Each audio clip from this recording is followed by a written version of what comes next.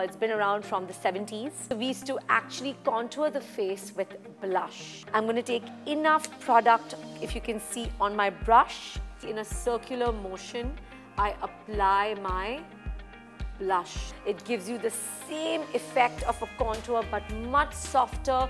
I always like to apply a little bit on the edge of the nose, bridge of the nose, and the chin.